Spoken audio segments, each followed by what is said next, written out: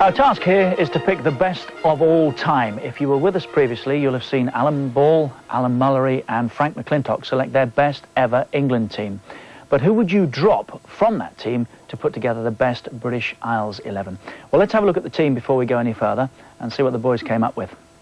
There it is: Gordon Banks, Roger Byrne, Bobby Moore, Roy McFarland and Ray Wilson. Four in midfield: Sir Stanley Matthews, Bobby Charlton, Duncan Edwards and Tom Finney. Up front, Jimmy Greaves and Alan Shearer. And some debate going on, gentlemen, since you picked that side, about those who didn't get in. And there's a good deal of good talent that didn't get anywhere near, Alan. You could pick five sides, which had no trouble at all. With not equally as good, because that's our best, but near enough as good. You know, the closeness we got to players, it could go on and on and on and on, because there were so many great players in our era and so many very good players today. But on that point, Alan, only one from the modern game, Alan Shearer, which I think might surprise a few people.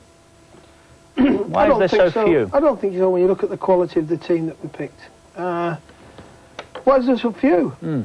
I don't think, Frank touched on it, I don't think that they're as gifted as they were. Not in the number of gifted players. There was so many of them. Now the gifted ones stand out, but they're in the minority, I'm sorry. And they've been put into team frameworks rather than, in our era, thank God, we were just allowed just to go and play within the confines of a football pitch, really. And I think that gives the individual the more chance of showing you exactly what he's got with his natural ability. Now I think it's channeled more or less into team situations, and that's why we seem to have gone for a lot of fantastic individuals here who didn't necessarily, you know, weren't fantastic within teams.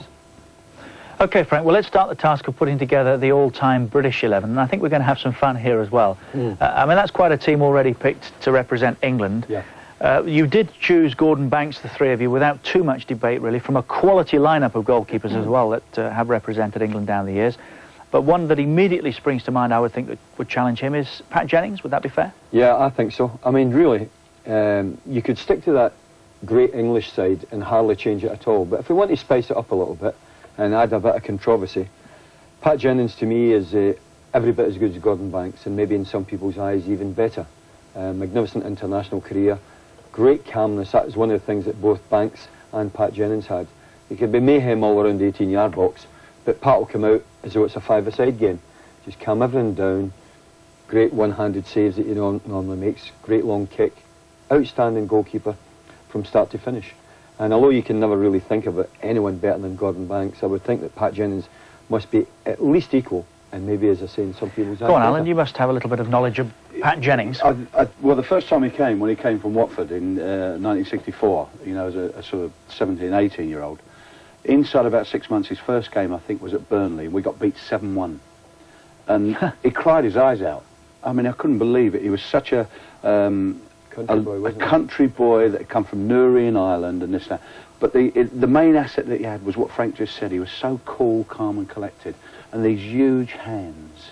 I mean, you know, literally he could catch a ball quite easily with one hand. Many years ago, like Frank Swift used to. I never ever saw him play, but the stories of Frank Swift. But his calmness in and around the area. You know, I remember him coming out once and he went to punch a ball and he hit me straight on the side of the head. And I went down like a sack of spuds. And I said, Pat, I said, let us know when you're coming.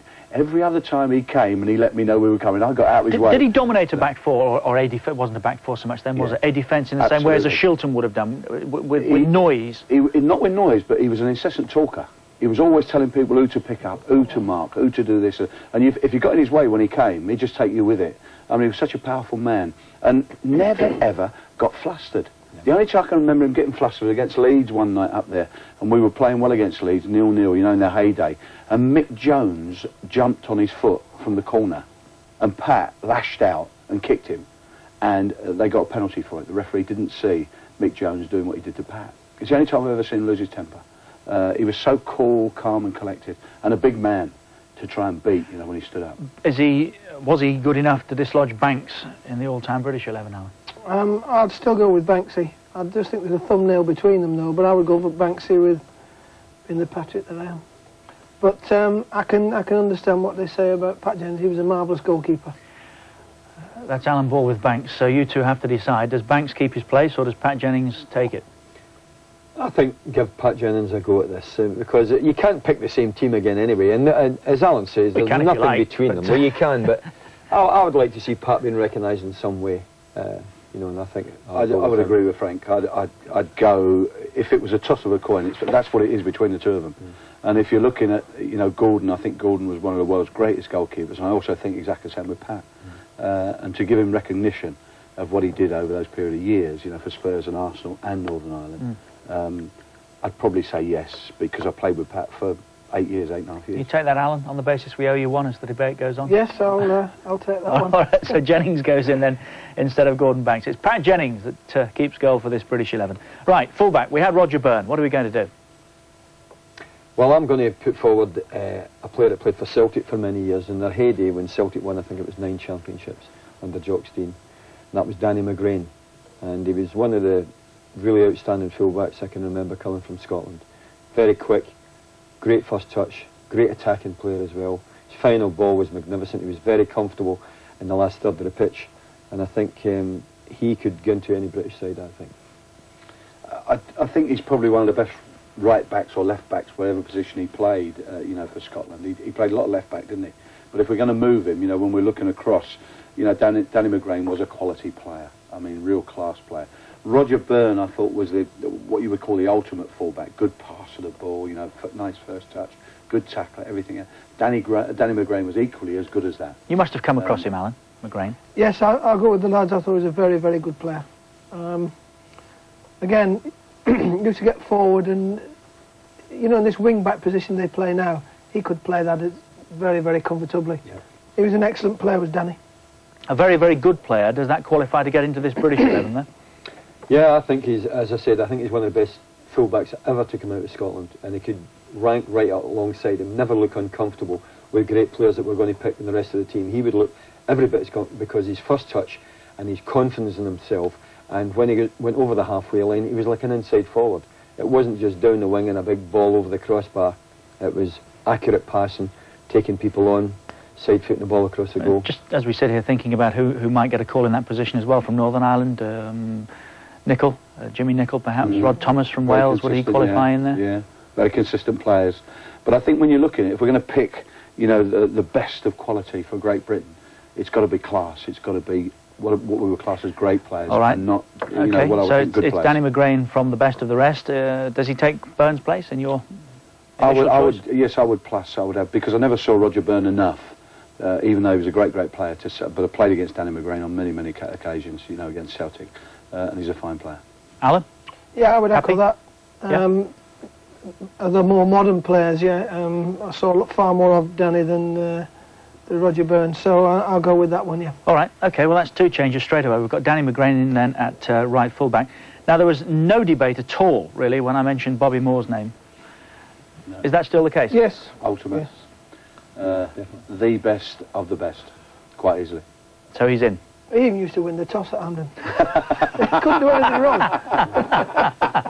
Talking about the best. I remember it was a double-headed coin as well, yeah. But he still won the toss. I remember. I mean, they were fantastic games. You're talking about 134,000, you know, and we'd stroll out behind this guy, and he'd knock on the door of the dressing room, the Scottish dressing room.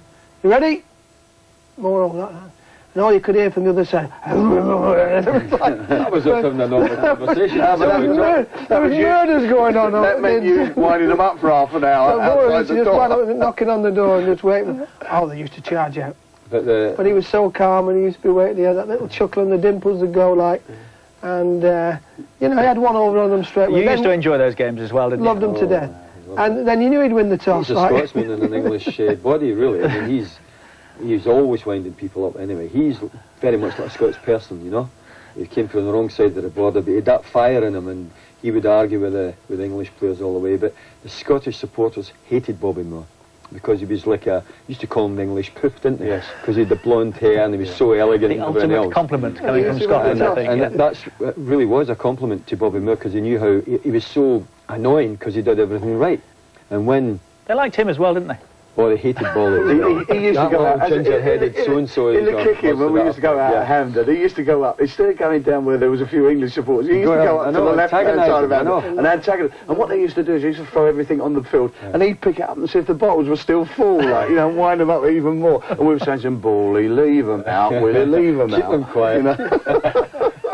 We used to, you know, blow my nose on the corner flag and that. I used to go berserk. Did you manage to reach the corner flag, did you? I had a jump rope, but I used to go berserk.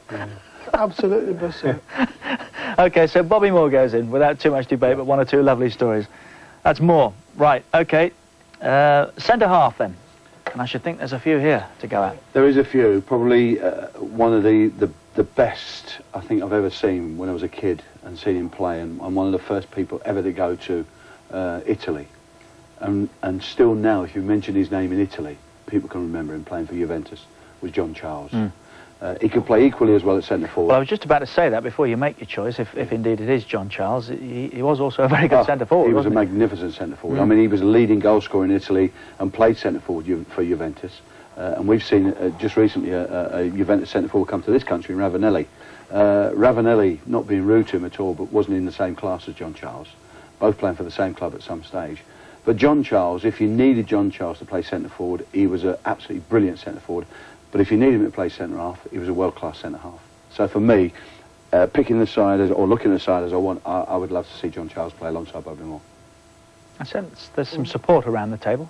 Yes, John Charles? Yeah, I played against John Charles, and he actually came with us to Italy. We went on a tour with Arsenal, and John had finished playing, but he guested for us. And you could see even then, even though he was way past it, gentle giant, he used to call him. Great first touch, superb in the air.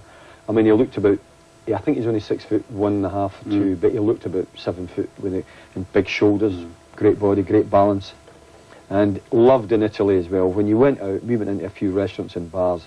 Oh, Mr. Charles, were all over him. I mean, that was probably 10 years after he finished in Italy, and he's still revered over there. And we don't like making too many changes because that was an outstanding English side, but I think you've got to stick a Welshman in there somewhere, and he's one of the best you could ever find. Yes, absolutely. Alan? Yes, I'll go with that. Wherever you go, he's talked about. My father used to say to me he was one of the greatest players he ever saw.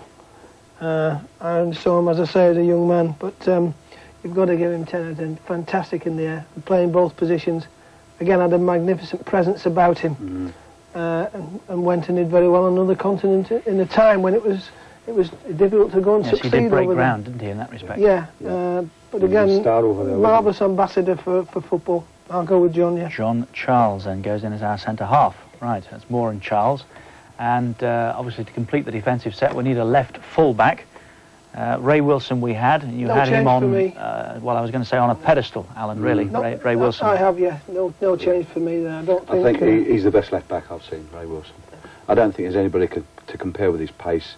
There's nobody to compare with his ability to climb for a little man, his ability to read the situation at the back and get people out of trouble time and time again. I've never seen a player like him. And he's a good embalmer. Apparently, but we don't wish to find out too soon, do we? That's right. We'll wait for the well, I'll go along with the definitive on lads. that. I mean, I seen Ray Wilson playing, obviously thought he was a terrific player, but they actually played with him many, many times. And I'll go along with those two. I think he's an outstanding player.